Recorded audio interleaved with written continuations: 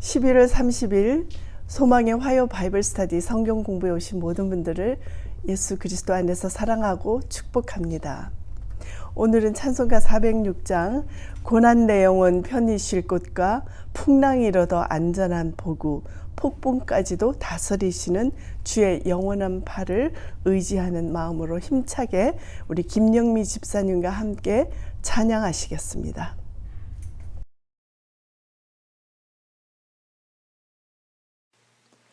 고난 내 영혼 편히 쉴 곳과 풍랑이 일어도 안전한 보고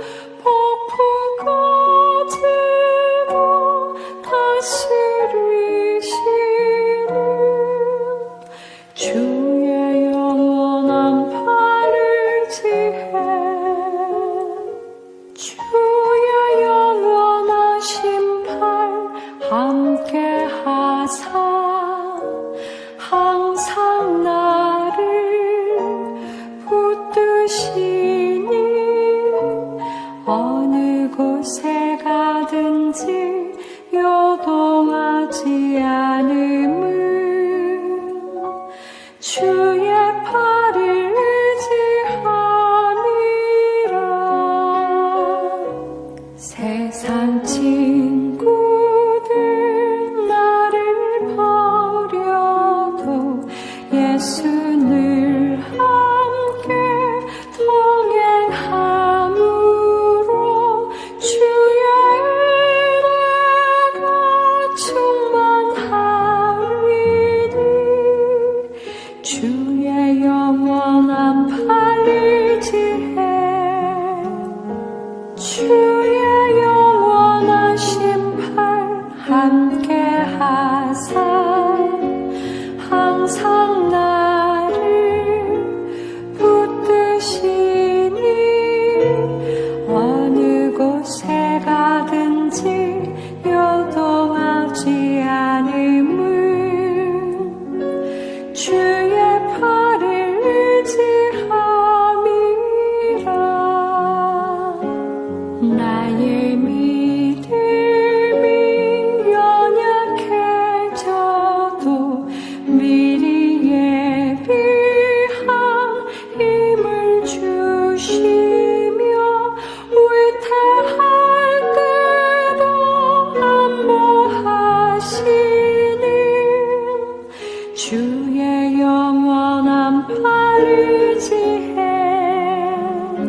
주의 영원한 심판 함께 하사 항상 나를 붙드시니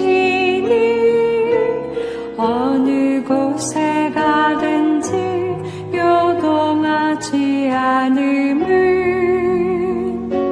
주의 팔을 의지함이라. 주의 영원한 심판 함께 하사 항상 나를 붙드시니 어느 곳에 가든지 요동하지 않음은 주의 팔을 의지함이라.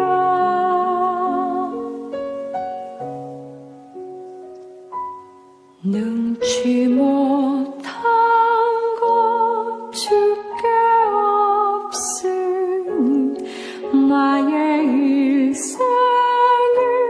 주께 맡기며 나의 모든 짐 대신 지시는 주의 영원한 팔을 지혜.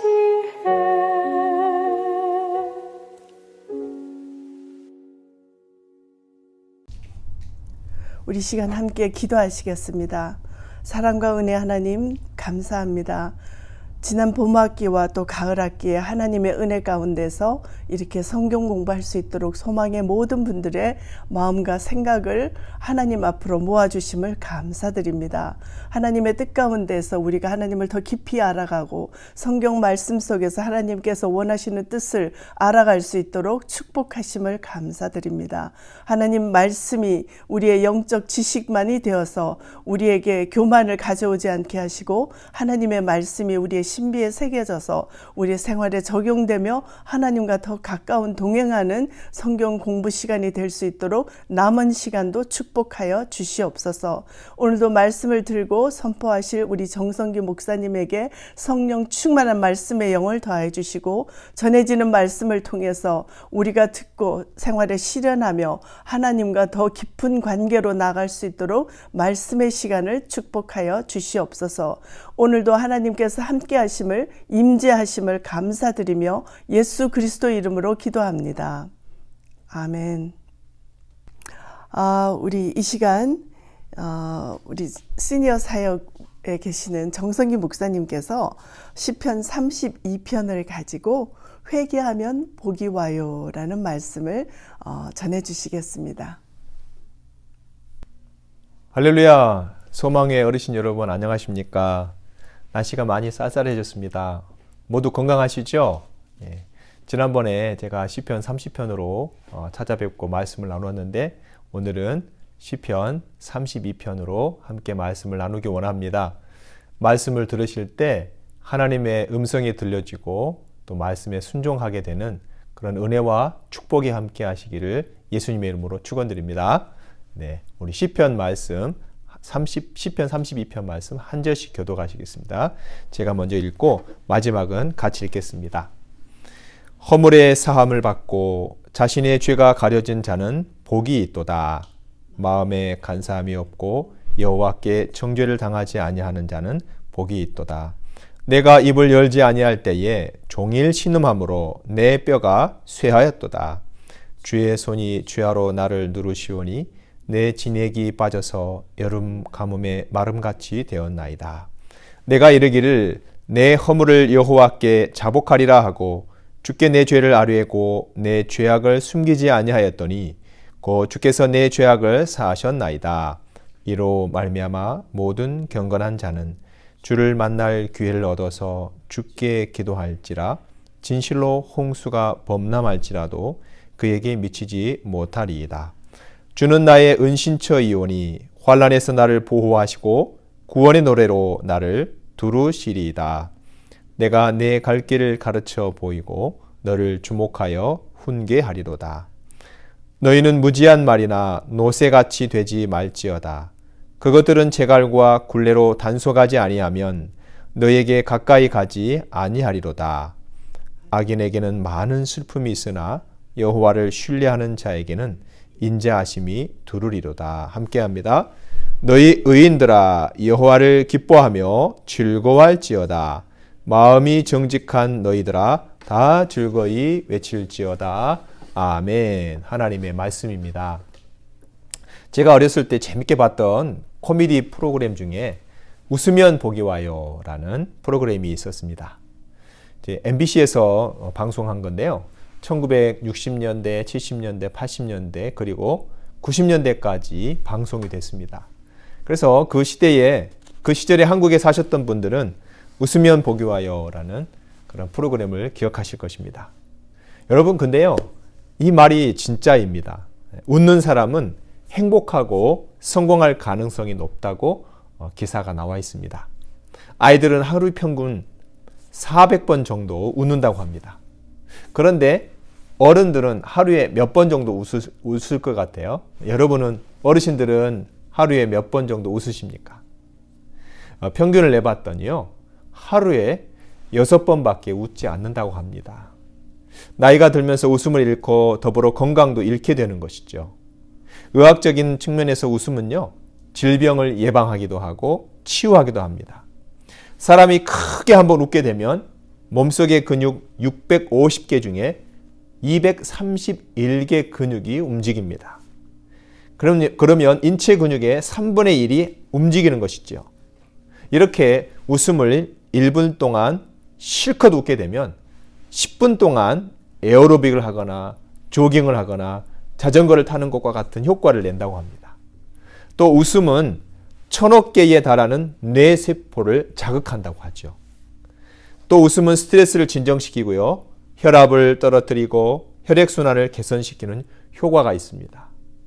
웃음이 소화액 분비를 촉진시켜서 식욕을 불러일으키고 면역력을 높여준다는 연구 결과도 있습니다. 웃음은요, 혼자 웃는 것보다는 여럿이 함께 모여서 웃을 때 33배나 더 잘 웃게 된다고 합니다. 물론 우리 소망의 어르신들은 이제 몸이 불편하셔서 또 여러 가지 사정, 바이러스 때문에 교회 예배당에 나오기 힘드시지만 할 수만 있으시면 예배당에 또 동영 모임에 같이 모이셔서 마스크 쓰시고 안전하게 말씀도 들으시고 만나서 활짝 웃으셔서 영적으로도 강건해지고 육적인 또 건강도 얻으시기를 예수님의 이름으로 축복합니다. 전문가들은 이 웃음을 3가지 원칙에 따라서 웃으면 좋다라고 이야기합니다. 첫 번째는 크게 웃으래요. 하하하 하고, 그리고 웃을 때 이 들이마시는 들숨이 아니라 내뱉는 날숨으로 10초 이상 웃으라는 거죠. 2초, 3초, 그 다음에 9초, 10초 이상 웃으라는 겁니다. 그리고 웃음이 내장 마사지를 할 수 있도록 아주 크게 숨이 끊어질 정도로, 헐떡거릴 정도로, 속이 다 뒤집어질 정도로 박수를 치면서 크게 웃으라는 거죠. 그렇게 되면 이 몸속에 엔돌핀이 가장 많이 분비가 되기 때문에 웃음의 효과가 극대화된다고 합니다.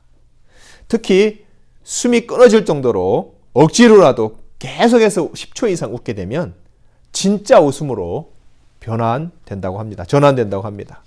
웃을 때 박수 치면서 웃으면 더 효과가 크고요.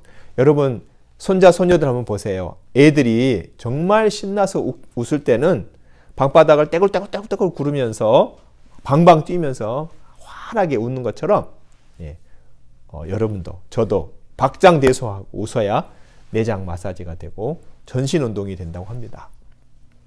여러분 이렇게 웃기만 해도 복이 오는데요. 오늘 시편 32편은 그보다 더 복된 삶의 비결을 우리에게 말씀하고 있습니다. 그 비결은 뭘까요? 한번 따라해 보겠습니다. 회개하면 복이 온다. 한 번 더요. 회개하면 복이 온다. 할렐루야. 이게 무슨 말일까요? 여러분 궁금하시죠? 이제 성경 말씀을 따라가 보면서 우리가 성도로서 받을 수 있는 진짜 복의 비결을 알아보겠습니다. 옛날 오스트레일리아의 유명한 목사님이 교회에서 늘 죄에 대해서 설교하셨어요. 그러던 어느 날 그 교회 직원 중 한 사람이 이 목사님께 정색을 하고 찾아와서 이런 말을 했습니다. 목사님, 죄에 대해서 그렇게 노골적인 설교는 좀 안 해주셨으면 좋겠어요. 죄를 그렇게 강조하는 설교를 우리 교회 아이들이 듣는다면 더 쉽게 죄인이 될 겁니다. 왜 그런 게 있잖아요. 범죄하는 이야기를 들으면 사람들이 그 죄를 따라해서 모방 범죄를 저지르잖아요.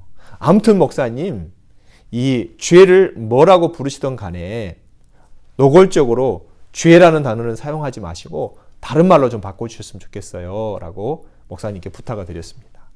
그래서 목사님은 그 이야기를 듣자마자 의자에서 벌떡 일어나셔서 벽장 쪽으로 가시더니 무슨 병을 하나 가지고 왔어요.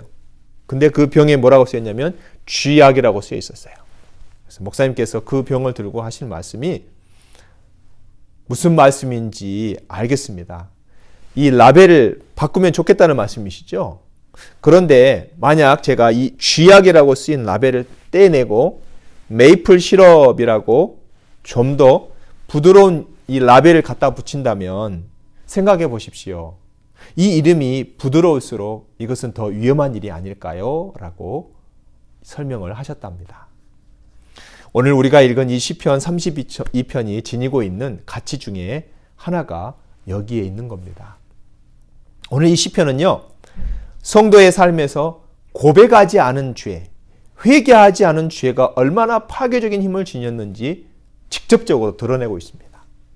다윗의 인생에서 볼 수 있는 것처럼 다윗이 하나님께 죄를 지으면 근심이 생기고 활기가 사라져 버립니다. 그런데 또 다윗의 인생에서 발견할 수 있는 것처럼 하나님 앞에 죄를 고백하고 나면 하나님의 영광을 위해 살고자 하는 열정뿐만 아니라 놀라운 기쁨도 다윗에게 살아나는 것을 볼 수 있습니다.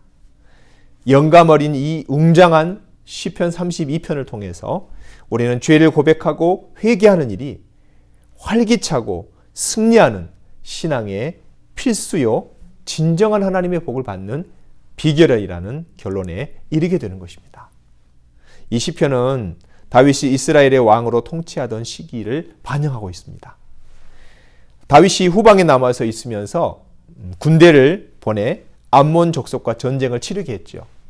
날씨도 아주 따뜻한 봄쯤이었던 것 같아요. 그 기간에 그는 밧세바와 음란한 죄에 빠져들었습니다. 설상가상으로 다윗은 우리아의 밧세바의 남편이자 헷 족속인 우리아를 죽여서 자신의 죄를 숨기려고 한 거예요. 그 다음부터 다윗은 영혼의 깊은 고통 속에서 죄 때문에 괴로워하는 양심을 안고 살았습니다. 그는 죄 때문에 정서적으로 괴로웠고요. 육체적으로 병들고 정신적으로는 정신분열증이 올 정도로 아주 혼란스러웠습니다. 그때 하나님이 보내신 선지자 나단이 왕을 찾아와서 한 이야기를 들려줘요. 그게 무슨 이야기냐면 부자와 가난한 사람이 이야기를 해줍니다. 왕이시여, 한 부자는 많은 양이 있었고요. 또 한 가난한 사람은 어린 양 한 마리만 있었습니다. 많은 양을 가진 부자는 자기 집에 손님이 왔을 때 자기의 많은 것 중에 양을 잡지 않고 가난한 자의 어린 양, 자기 가족과 같이 먹고 같이 자는 그 한 마리밖에 없는 양을 뺏어다가 손님을 대접했대요. 글쎄, 왕이시여, 이런 일이 있을 수 있습니까? 그런 이야기 했더니 왕이 이야기를 듣자마자 이 짓을 한 그 사람은 마땅히 죽어야 된다. 성경 원어에 보면 그 사람이 맨으로 되어 있습니다. 남자. 그 남자는 마땅히 죽어야 된다. 이렇게 말을 하면서 화를 냅니다. 이 말에 나단 선지자가 뭐라고 말하냐면, 왕이시여, 당신이 바로 그 부자입니다. 라고 죄를 지적해 줬습니다. 죄악을 지적당한 다윗은 그 순간 곧바로 내가 여호와께 죄를 범했습니다. 라고 고백하고 회개합니다. 나단은 이 고백을 듣자 여호와께서 당신의 죄를 사하셨으므로 당신은 죽지 않을 것입니다. 라고 말해줍니다. 그러나 그 후에 얼마나 무고한 많은 생명이 죽고 다윗의 집안에 칼이 떠나지 않는 그런 저주가 임하게 됩니까? 저와 여러분이 잘 알고 있죠? 여러분, 죄는 정말로 그렇게 무서운 것입니다. 오늘 시편 32편은 다윗이 하나님께 지은 죄를 고백하고 회개함으로써 얻은 기쁨을 기록하고 있습니다. 다윗이 쓴 이 시편은 선지자 나단의 책망이 있은 후에 쓰여진 시죠. 그래서 이 시의 제목은 가르치고 교훈하기 위한 목적이라는 뜻의 마스길이라고 제목이 되어 있습니다. 구체적으로 말해서 하나님의 백성들이 여호와께 자기의 죄를 고백하도록 다윗이 가르치기 위해 자기의 뼈아픈 경험을 한 뒤에 쓴 시라는 것입니다. 오늘의 시편 말씀을 통해서 우리가 얻게 되는 첫 번째 교훈은요, 죄를 용서받은 자가 복이 있다라는 말씀입니다. 오늘 1절 말씀에 보면 이렇게 되어 있습니다. 허물의 사함을 받고 자기의 죄가 가려진 자는 복이 있도다. 성경은 복이 있는 사람에 대해서 이야기합니다. 어떤 사람이 복이 있는가 다각적으로 이야기하고 있는데요. 대표적인 것은 시편 1편 1절 2절에 이렇게 되어 있습니다. 복 있는 사람은 악인들의 꾀를 따르지 아니하며 죄인들의 길에 서지 아니하며 오만한 자들의 자리에 앉지 아니하고 오직 여호와의 율법을 즐거워하여 그의 율법을 주야로 묵상하는도다. 1절도 그 다음 2절과 함께 오늘 32편에 보시면 복 있는 자에 대해서 말씀하고 있습니다. 그런데 이 1절을 보시면요, 다윗은 죄를 짓지 않은 자가 복이 있는 것이 아니라 죄를 용서함을 받은 자가 복이 있다, 이렇게 얘기합니다. 우리가 얼핏 생각하면 죄를 짓지 않은 사람이 더 복이 있는 건 아닌가라고 생각합니다. 그런데 다윗은 허물을 사함받은 자가 더 더 복이 있다고 말하고 있습니다. 여러분 왜 그렇습니까? 그것은 인간의 속성 때문이죠. 사실 인간이 죄를 짓지 않을 수만 있다면 죄를 짓지 않은 자가 복이 있다고 말해야 옳습니다. 그러나 어떻습니까? 여러분 사람 중에 죄 짓지 않고 사는 사람이 있을까요? 없습니다. 예수님 외에는 없는 거예요. 그렇기 때문에 다윗은 죄를 짓지 아니한 자가 복이 있다고 말하지 않고 죄사함을 받은 자가 복이 있다라고 말하는 것이죠. 죄사함을 받는다는 것은 죄인으로 여김을 받지 않는다는 말이에요. 의인으로 여김을 받는다는 말이죠. 그러므로 이러한 사람은 복이 있습니다. 왜냐하면 죄인은 하나님의 영원한 심판에 이르는 반면에 의인은 하나님의 영생 구원에 이르기 때문이죠. 멸망과 영생 얼마나 큰 차이입니까? 멸망과 영생은 극과 극인 것입니다. 여기서 중요한 것은 인간은 다 죄인일 수밖에 없는 존재라는 거예요. 인간은 다 죄사함이 필요한 자입니다. 우리 인간은 누구도 완전하지 못합니다. 다 불완전한 존재입니다. 사람들은 이 땅에 살면서 네가 잘났냐, 내가 잘났냐, 네가 많이 가졌냐, 내가 많이 가졌냐 비교하죠. 그런데 여러분 그것은 하늘의 관점, 아니 땅의 관점에서 볼 때는 그렇습니다. 네가 많이 갖고 내가 적게 갖고 네가 크고 내가 작고 그렇지만 여러분 하나님의 관점에서 보면은 다 도토리 기적인 거죠. 다 인간은 죄를 지면서 살아갑니다. 그런데 많은 사람들이 자기 자신을 속이고 또 인간을 죄인이라고 규정하신 하나님을 속이고 하나님 저는 죄가 없습니다. 사람들에게 나는 죄가 없다니까요. 이렇게 주장하면서 항변합니다. 예수님 시대의 바리새인들도요. 그런 사람들이었습니다. 그들은 자기들이 율법을 철저하게 지켰기 때문에 예수님께 죄가 없다고 주장한 겁니다. 오늘날도 그런 사람들이 많습니다. 그런데 성경은 그런 사람들에 대해서 뭐라고 말씀합니까? 요한일서 1장 10절에 이렇게 말씀합니다. 만일 우리가 범죄하지 아니하였다 하면 하나님을 거짓말하는 자로 만드는 것이니 또한 그의 말씀이 우리 속에 있지 아니하니라. 그렇습니다. 자기에게 죄 없다 하는 자는 하나님을 거짓말하는 자로 만드는 가증한 사람입니다. 이러한 자들은 하나님께 죄사함의 은혜를 입을 수가 없죠. 죄 없다 하는 사람은 죄사함의 은혜도 얻지 못하는 것입니다. 죄가 없어서가 아니라 죄를 인정하지 않고 고백하지 않기 때문에 사함을 받지 못하는 것입니다. 이러한 사람에게 멸망밖에 기다리는 것이 없습니다. 왜냐하면 죄의 삭은 사망이기 때문이죠. 그러므로 우리가 죄사함의 은혜를 입고 영생의 복을 누리려면 겸손하게 주님 제가 죄인입니다 라고 인정해야 합니다. 회개를 잘해야 됩니다. 사랑하는 여러분, 인간은 다 죄인일 수밖에 없는 존재라는 것을 잊지 마시기 바랍니다. 죄 없는 자가 복 있는 자가 아니라 죄의 사함을 받은 자가 복 있는 자입니다. 그러므로 하나님 앞에 엎드려 회개함으로 하나님 앞에 진정 복 있는 자, 천국의 영생을 다 소유하시는 저와 여러분 되시기를 예수님의 이름으로 축복합니다.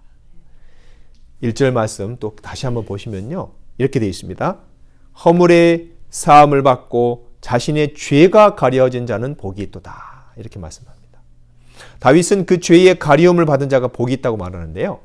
죄의 가리움을 받는다는 것은 죄가 있지만 죄가 없는 것처럼 여김을 받는다라는 것이지요. 죄를 가리우는 것은 죄인이 아니라 하나님이십니다. 죄가 드러났지만 하나님이 스스로 그 죄를 보시지 않으신 거예요.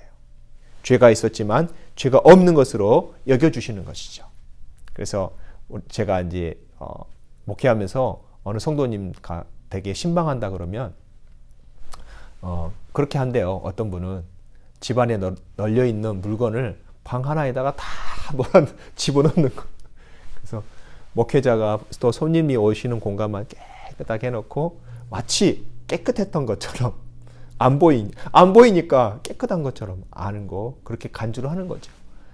우리의 속성도 그렇습니다. 우리가 죄인이지만 하나님께서 그것을 못 본 것처럼 가려주신다는 거죠.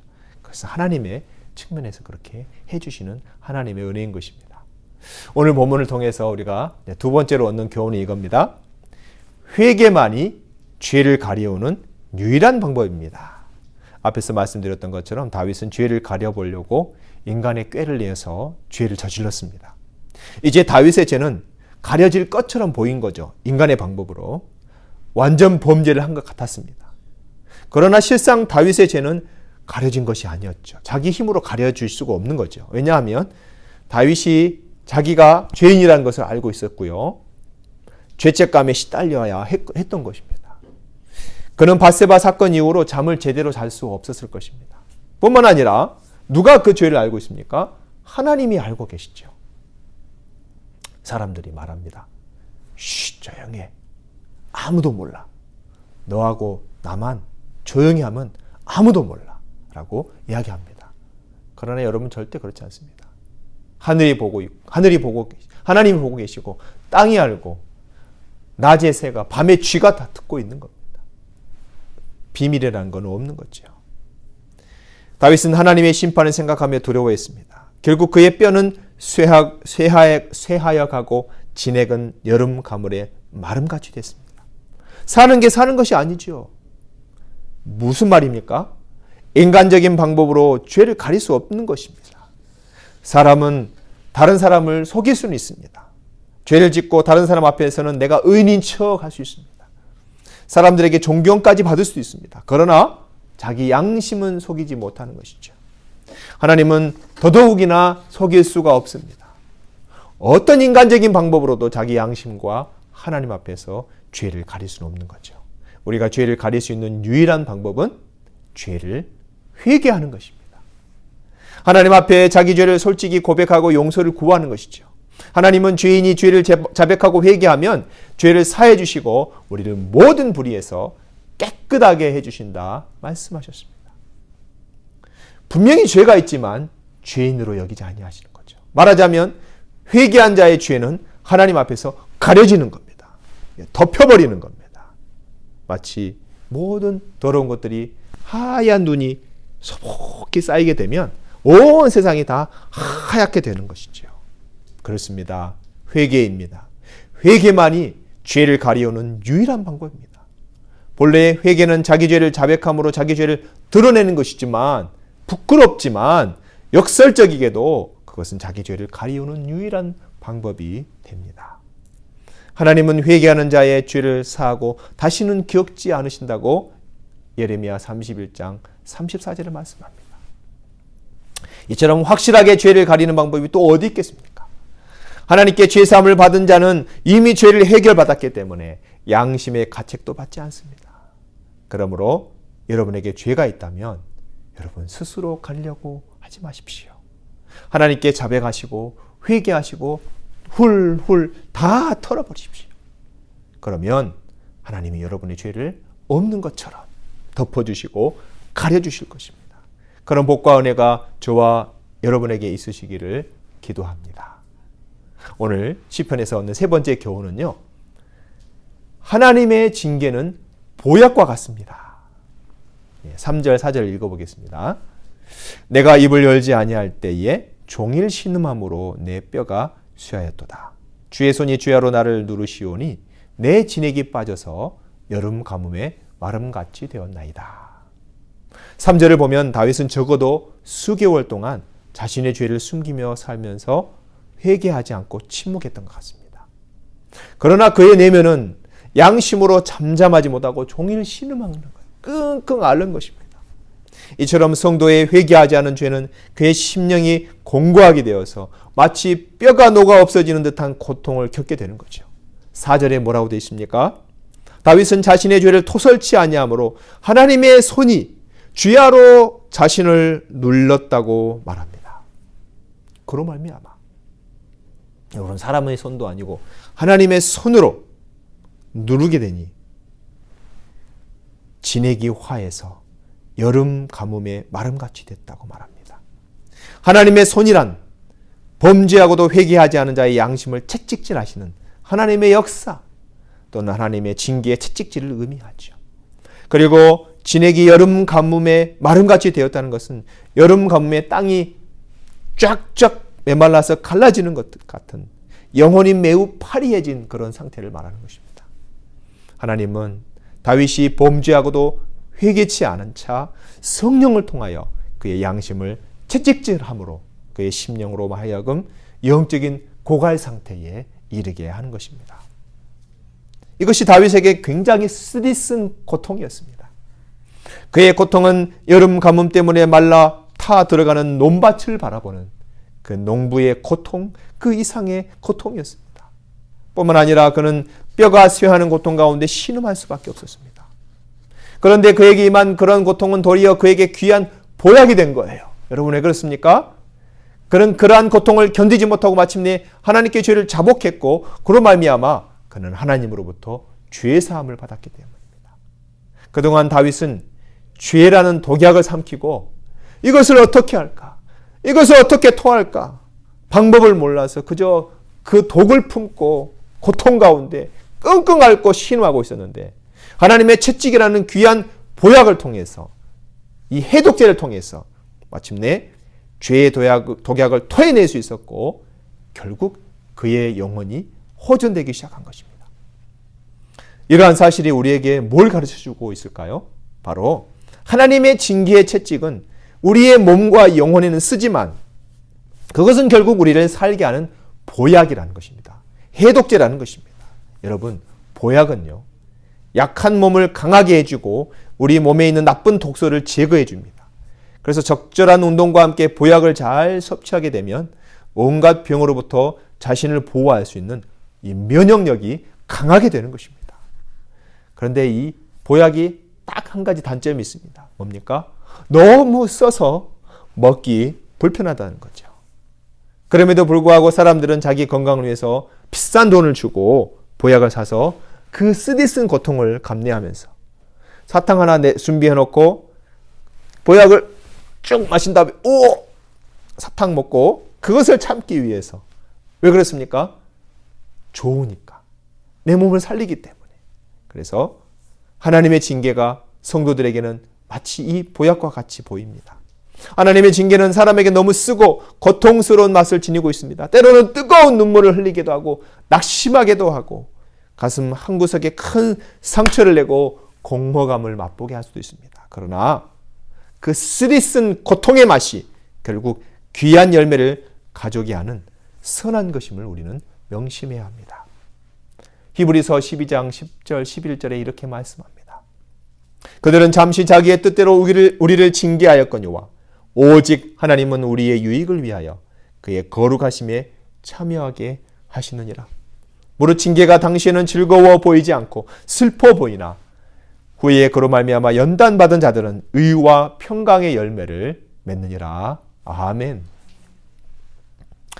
그렇습니다. 하나님의 징계는 보약처럼 입에는 써서 삼키기가 어렵고 고통을 주기도 하지만 결국에는 인생과 영혼을 건강하고 귀하게 만드는 소중한 것이죠. 여러분, 그러므로 하나님의 징계가 올 때 우리는 너무 고통스럽게만 여기지 마시기 바랍니다. 징계가 즐거울 수는 없지만 그것이 자기의 영혼의 보약이라고 여기고 하나님의 징계에 적극적으로 임하시기를 바랍니다.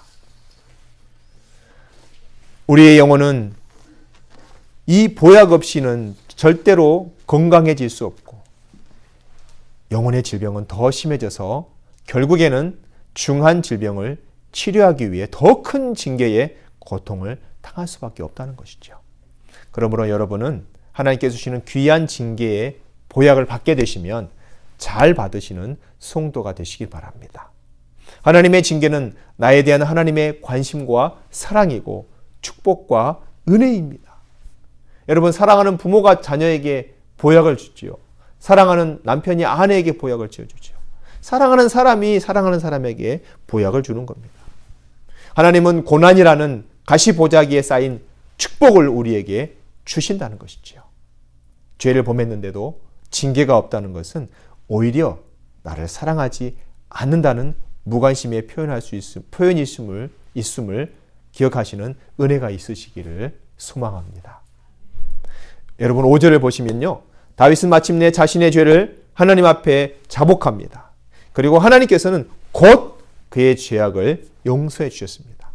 다윗이 죄를 자복하고 회개하는데 시간이 꽤 걸렸는데요.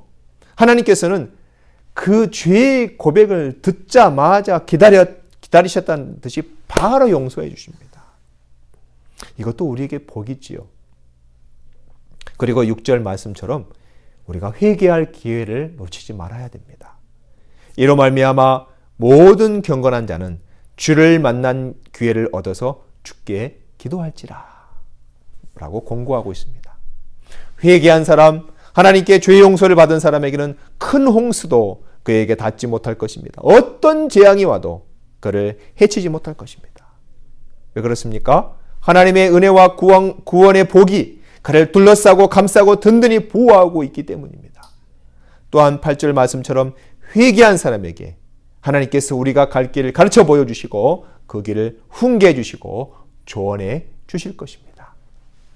오늘 9절 말씀 보시면 무지한 말이나 노새같이 고집부리지 말고 순순히 회개하라 말씀하십니다. 이어지는 10절 말씀 보시면 이런 무지한 말이나 노새같이 고집스럽게 회개하지 않는 자에게는 많은 슬픔이 따를 것이다 라고 말씀합니다. 그러나 여호와를 신뢰하는 자에게는 인자하심이 두를 것이다. 대비가 되죠. 많은 슬픔을 받는 자는 고집스러운 사람이고 하나님을 신뢰하는 사람에게는 인자하심이 두른다는 것이죠. 사랑하는 여러분, 다윗이 죄를 고백하지 않고 버티고 있다가 죽을 것처럼 고생했지만 결국 그가 회개를 하고 죄를 고백해서 기뻐하고 즐거워하고 정말 복이 있는 사람이 되었던 것처럼 저와 여러분도 그런 복과 기쁨과 즐거움에 참여하시고 이 귀한 교훈을 만나는 이 귀한 교훈을 만나는 사람마다 전하는 그런 복된 삶 사시기를 예수님의 이름으로 축원드립니다. 아멘. 제가 잠깐 기도하겠습니다. 하나님 감사합니다. 회개하는 사람에게 하늘의 진정한 복이 온다고 말씀해 주시니 감사합니다. 우리가 혹이라도 죄를 지었다면 그것을 발견했다면 깨달았다면 즉시 회개하고 기쁨으로 감사함으로 주님을 즐거움으로 섬기며 정말 행복하게 살아가는 우리 모든 소망의 회원 분들 되실 수 있도록 우리 모든 성도님들 될 수 있도록 주께서 은혜 베풀어 주시옵소서. 귀한 말씀에 은혜 주신 하나님께 감사하며 예수님의 이름으로 기도드립니다. 아멘. 네, 감사합니다. 이 시간 말씀을 생각하시며 함께 중보기도로 하나님께 나가겠습니다. 먼저 자신을 위해서 기도하시고 교회를 위해서 기도하시는데 들은 말씀을 가지고 자신을 위해서 기도할 때 죄를 먼저 자복하게 하시고 우리의 죄악된 생각과 행동 또한 하나님만이 알고 계시는 은밀한 죄까지도 회개하는 기도를 먼저 하시겠습니다. 그리고 우리 회개의 기도를 듣고 응답하시고 깨끗게 하시는 주님의 은혜에 감사하는 기도, 회개와 감사의 기도를 하시고 우리 교회를 위해서 기도하실 때는 주일 모든 예배마다 은혜를 부어주십시오. 하나님의 계획과 뜻 가운데 세우신 연합교회가 찬양과 말씀과 기도로 아틀란타 지역과 조지아주 전체 부흥을 일으키는 교회 되게 해주십시오. 이 지역의 산 증거가 되는 교회가 되게 해주십시오. 믿음의 반석에 세워주십시오. 미국과 전 세계를 향하여 거룩한 영향력을 끼치는 연합교회 되게 해달라고 우리 자신을 위하여 자복하는 죄를 위하여 회개하는 감사의 기도와 교회를 위해서 이 시간 주여 한번 외치고 하나님 앞에 기도로 나아가겠습니다.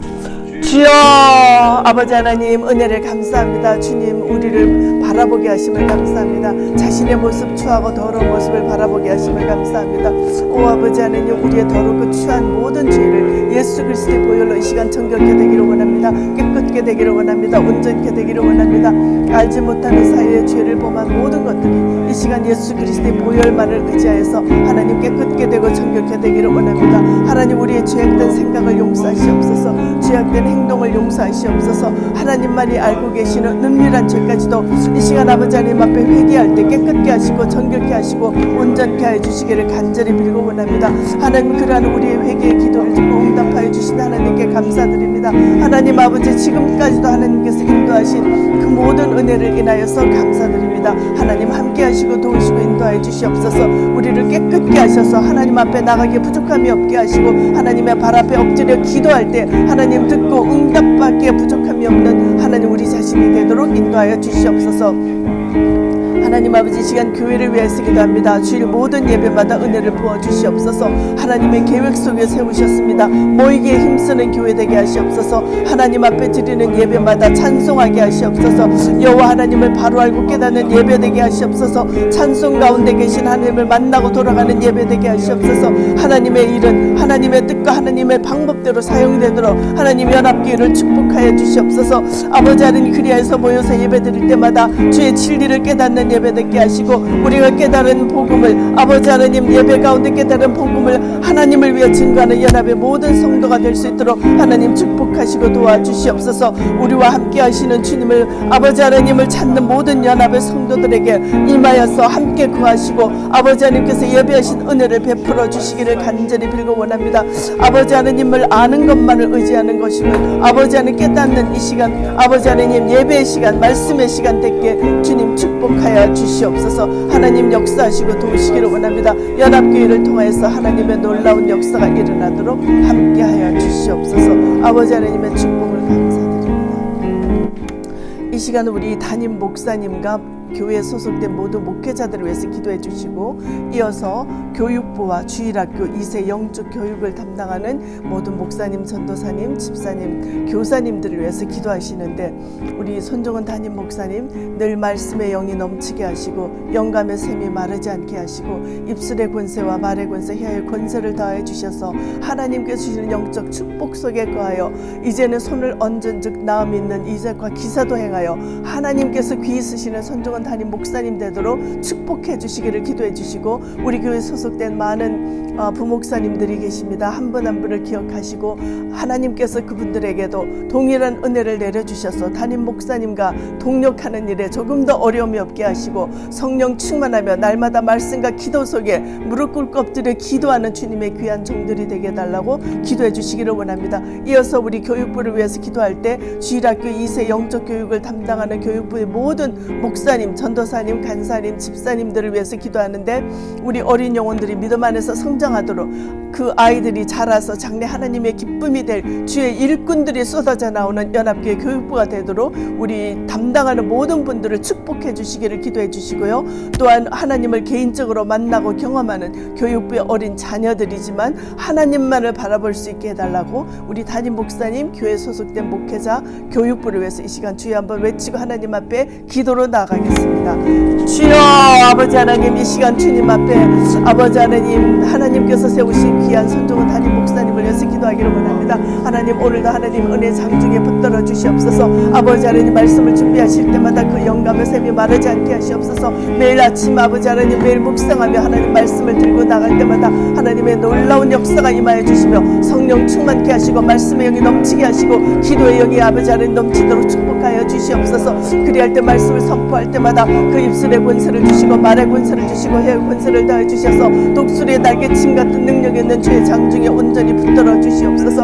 하나님 또한 우리 교회 소속된 많은 아버지 목회자들이 있습니다. 한 분 한 분 기억하여 주시옵소서. 하나님의 손바닥 위에 그분들의 이름을 새겨 주시옵소서. 그리하여서 아버지 하나님 담임 목사님과 함께 아버지 동일한 아버지 성령 충만함으로 동일한 기도의 영역이 넘치는 영으로 아버지 하나님 앞에 나아가는 귀한 자들이 되도록 축복하여 주시옵소서. 아버지 하나님 한 분 한 분이 하나님 아버지 앞에서 아버지 하나님 무릎 꿇고 엎드려 기도하며 목회자의 직분을 온전히 감당하는 하나님의 종이 되기에 부족함이 없도록 연합교회를 아버지 하나님 모든 목회자들을 축복하여 주시옵소서. 이 시간 아버지 하나님 교육부 아버지 주일학교와 2세 영적 교육을 담당하는 아버지 목사님, 전도사님, 교사님 그리고 간사님, 집사님들을 위해서 기도합니다. 하나님 아버지 이 어린 영혼들이 하나님의 말씀 속에 성장하기를 원하는 성령 충만한 마음으로 지도할 수 있도록 도와주시옵소서. 우리 어린아이들이 장래 하나님의 기쁨이 되는 아버지 하나님의 일꾼으로 자라나서 하나님께서 기뻐하시는 주의 일꾼들이 쏟아져 나오는 연합교회 교육부가 되도록 축복하여 주시옵소서. 아버지 우리 어린아이들이 아버지 나이가 어리지만 아버지 하나님 영적으로 성숙할 수 있도록 아버지 이들을 붙들어 주시고 개인적으로 하나님을 만나는 경험을 하는 우리 교육부 어린 영혼들이 되게 하여 주시옵소서. 아버지 우리 자녀들을 통하여서 아버지 하나님 우리의 일꾼들이 되어서 열방을 향해서 하나님을 선포하는 우리의 연합교회 자녀들이 되도록 축복하시고 인도하여 주시옵소서. 하나님의 말씀으로 성장하게 하시옵소서. 이 시간 우리 몸이 연약한 성도님들을 위해서 기도하시는데 김문정, 김석자, 김신자, 김인상, 김종철, 김양자, 남병태, 노영희, 문신자, 민브라이언, 양병일, 양영선, 양희영 우리 하나님께서 우리 교회 귀한 성도님으로 세워주신 많은 일꾼들을 하나님께서 눈동자와 같이 지켜주셔서 몸이 연약한 지금 이름 불러 호명한 한 분 한 분을 하나님께서 붙들어 주시고 찾아가 주시고 위로해 주시고 안수하여 달라고 기도해 주시고요. 또한 우리 이어서 마지막으로 우리의 조국 대한민국을 위해서 기도하시기를 원하며 분단된 아픔에 우리 북한을 위해서 기도하시고 미국을 위해서 기도하시는데 군사 분계선은 복음 때문에 무너지게 하십시오. 예수 그리스도로 인해서 무너지게 하십시오. 통일은 오직 하나님의 이름으로 통일될 수 있도록 주님 축복해 달라고 기도해 주시고 우리 두고 온 조국 대한민국은 한국 전역의 목회자들이 먼저 회개하게 하시고 교회가 회개하게 하시고 성도들이 회개하게 하시고 다시 한번 100년 전 1907년 평양 장대인 교회에 일어난 회개 운동이 대한민국 전체에 일어나도록 하나님께서 대한민국을 붙들어 달라고 다시 한번 이렇게 세워 달라고 기도해 주시기를 원합니다. 우리 또한 우리가 살고 있는 미국이 다시 한번 청교도 정신을 회복하게 하십시오. 신앙의 본이 되는 나라로 복음으로 다시 한번 일어서도록 하나님께서 축복해 달라고 우리 몸이 연약한 성도님들을 위해서 대한민국과 북한과 미국을 위해서 이 시간 주여 한번 외치고 하나님 앞에 중보기도로 나가겠습니다. 주여 아버지 하나님 앞에 간절히 기도하기를 원합니다. 아버지 몸이 연약한 성도들이 많이 있습니다. 지금까지도 아버지 하나님께서 놀랍게 치유해 주시고 이렇게 세워주신 것처럼 아버지 이름 불러 오명한 한 분 한 분을 아버지 하나님의 상중에 붙들어 주시옵소서. 아버지 하나님 이들을 만나 주시옵소서. 아버지 찾아가 주시옵소서. 시간과 공간을 초월하신 하나님의 능력이 이들을 찾아가 주시고 아버지 직접 손은저 안수해 주시는 놀라운 성령 충만함이 일어나도록 하나님 함께 하시고 인도해 주시옵소서. 특별히 양병일 장로님 하나님 아버지 회복 가운데 있사오니 하나님의 놀라운 역사가 아버지 하나님 온몸에 예수 그리스도의 보혈이 흘러 넘쳐서 아버지 하나님 깨끗게 되고 정결케 되는 역사가 일어나도록 축복하여 주시옵소서. 아버지 그 외에도 우리 아버지 소망의 아버지 몸이 연약한 우리 한 분 한 분을 하나님 찾아가 주시고 안수하여 주시고 만져주시고 예수 그리스도의 손으로 아버지 그들을 이렇게 세워주시기를 간절히 빌고 원합니다. 하나님 이 시간 우리 두고 온 조국 대한민국을 위해서 기도합니다. 아버지 하나님 아버지 거짓된 승리에 넘어가지 않는 대한민국 되게 하십시오. 분별력 있는 대한민국 아버지 하나님 성도들 되게 하십시오. 하나님 앞에서 우리가 찾고 있는 것은 무가치 않아 오직 예수 그리스도로 인하여서 그 가치를 찾아가는 대한민국 성도들 될 수 있도록 도와주시옵소서. 아버지 먼저 회개하게 하십시오. 하나님 교회가 회개하게 하십시오. 아버지 하나님 진정으로 하나님 앞에 회개하게 하십시오. 아버지 하나님 앞에 바알에게 무릎 꿇지 않는 7,000명을 중복이다는 자들을 세워주셨다고 하셨사오니 아버지 그들이 대한민국을 위해서 기도하게 하십시오. 무릎 꿇고 엎드려 하나님 앞에 전심으로 회개하며 나라를 바로 세워달라고 기도하는 아버지 하나님 귀한 자들이 될 수 있도록 아버지 그들의 회개의 기도를 듣고 응답하여 주시기를 간절히 빌고 원합니다. 북한을 불쌍히 여겨주시옵소서. 아버지 하나님 정말 그들은 입이 있어도 아버지 하나님을 부르지 못하고 찬양하지 못하며 기도하지 못하고 있으니 하나님 그들을 불쌍히 여겨주셔서 아버지 하나님의 때 하나님의 방법으로 아버지 대한민국이 통일될 때 아버지 그들이 나와 아버지 하나님 많은 자들에게 복음을 선포할 수 있는 놀라운 아버지 믿음의 식구들이 될 수 있도록 아버지 믿음을 잃지 않고 살아가는 북한의 지하교회 교인들이 되도록 축복하시고 도와주시옵소서. 하나님 특별히 38선 아버지 군사분계선 DMZ는 아버지 예수 때문에 무너지게 하시옵소서. 하나님의 이름으로 무너지게 하시옵소서. 복음 때문에 정리되게 하시옵소서. 하나님이 놀랍게 역사해 주시기를 간절히 빌고 원합니다. 아버지 하나님 이 시간 우리가 살고 있는 아버지 미국 땅을 위해서 기도합니다. 하나님 미국 땅을 불쌍히 여겨 주시옵소서. 아버지 하나님 미국이 다시 한번 아버지 청교도 정신을 회복하기를 원합니다. 아버지 하나님 50개 주에 아버지 하나님 없어져 버린 주기도문과 10계명이 다시 한번 들어가기를 원합니다. 그리하여서 무너진 도덕성이 바로 회복되게 하시고 아버지 하나님 잘못된 신앙관이 바로 될 수 있도록 하나님 아버지 50개 주 공립학교 중고등학교에 아버지 하나님 티네이저들에게 다시 한번 말씀이 들어갈 수 있도록 불가능을 가능케 하신 하나님의 능력이 아버지 이를 감당하여 주시기를 간절히 빌고 원합니다. 그래서 미국이 다시 한번 하나님께서 세우신 그 목적에 부합된 미국이 될 수 있도록 하나님 역사해 주시옵소서. 하나님 불쌍히 여겨 주시옵소서. 그렇습니다. 주님 우리의 부르짖음에 응답하시고 우리의 회개의 기도를 기뻐 받으시는 하나님을 찬양합니다.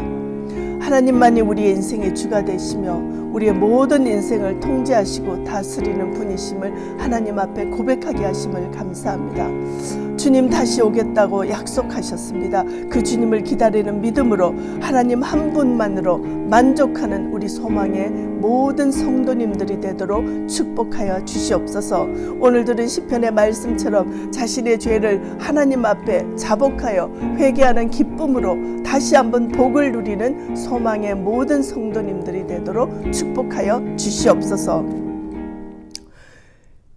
이제는 우리의 죄를 위하여서 돌아가신 예수 그리스도의 은혜와 하나님 아버지의 극진하신 사랑과 성령님의 감동, 감화, 인도, 교통하시는 은총이 말씀을 듣고 매일 죄를 고백하고 회개하여 그 기쁨으로 삶을 살기를 원하는 소망의 성경 공부에 오신 모든 성도님들의 머리 위에 지금부터 영원토록 함께 하시기를 간절히 축원하옵나이다. 아멘. 아멘.